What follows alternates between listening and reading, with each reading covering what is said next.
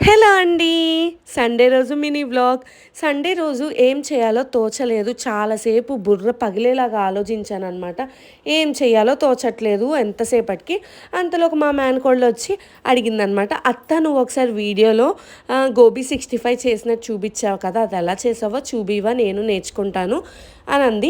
ఇంట్లో కూడా గోబీ గూడా ఉంది. ఇంకెందుకు ఆలస్యం అడిగిన తర్వాత మనం చేయకుండా ఉంటామా?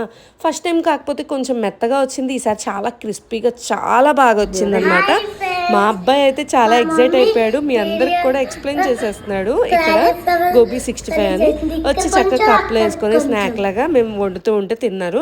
మేము ఇక్కడ ఇంకో ప్రయోగం కూడా చేశామనమాట. పెద్ద గోబీ ఉందని చెప్పి హాఫే బాయిల్ చేసి చేశాను. ఒక 5 మినిట్స్ అలాగా బాయిల్ చేస్తాం కదా!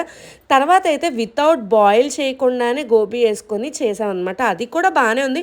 కాకపోతే కోటింగ్ బాగా అవ్వలేదు. తర్వాత అసల యమ్మీ కాంబినేషన్ అనమాట. టమోటా పప్పు, గోబీ 65. పప్పులో అలా గోబీ 65 నంచుకొని తింటే అసలు స్వర్గం